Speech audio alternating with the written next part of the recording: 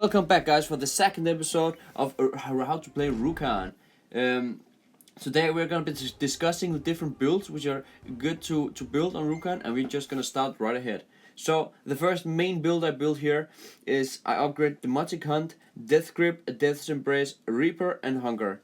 And I'm going to be coming more in detail in this video and talking about these builds in the video. So a second build I wanted you guys to see is the Wicked Strike, Agony, Neither Chains, Bane, and Hunger. This is a different build, which are good for a different situation. But of course, it all depends on which champion you're playing with as your teammate and which enemy you are playing against. Of course. You want to stay in mind that if you're playing against a tank or a healer or a ranged DPS or melee DPS, yeah, you have to build differently. So here in the beginning here, I choose Demotic Hunt because I think it's really nice to have the double jump available, both for defending situation and also for aggressive offensive situations, because it just gives you the jump which are really important, because you're able to dodge a lot of things with the jump. So that is why I often, most of the cases, I upgrade the Demotic Hunt, but also the Wicked Strike, which you saw on the left side for the Q, is also very good because it's inflicts the enemy with silence for 0.7 seconds, which is also really good because you are able to get at least one or two basic attacks on on your enemy after attacking him with a charged blade, and he won't be doing so much about it. So it's good for control and for some extra attacks. But yeah, so but yeah, as I said before, it really depends on what champions you're playing against, and there are a lot of variables you wanna have in mind, and there's a lot of things that you have to think of in this game. So that is just something that you need to practice, and when you play the game, the more you play the game, you more of a feeling you get for which build to build, and that is just common sense. That this will happen for everyone. Training makes the best. But yeah. Coming up as number 2 here, we have Agony and Death Grip, which I normally choose from. In this case, I chose Agony because these guys are a little bit aggressive, and when I choose Agony, I choose to play as much ranged as possible. Just stay behind and get some hits on them with my right click. Which is Agony, and yeah, this is the build I go for when I want to play ranged attack damage and play slowly. It's often when I want to play slowly. In the other case where I choose Death Grip, that is when I want to have a little bit more control and make the cooldown of my E to be shorter. And that is also a really good upgrade. That's actually my main upgrade. I often upgrade the Death Grip, but Agony is really good to upgrade in many cases. And just like this is a fine case where I upgraded Agony here, because I'm able to play on ranged.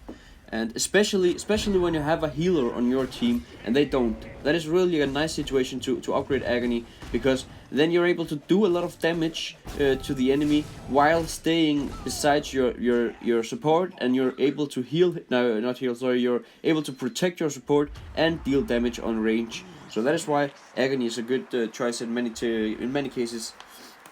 And yeah, so this is round 3, and I have 2 choices here, main choices. That is my E and my space.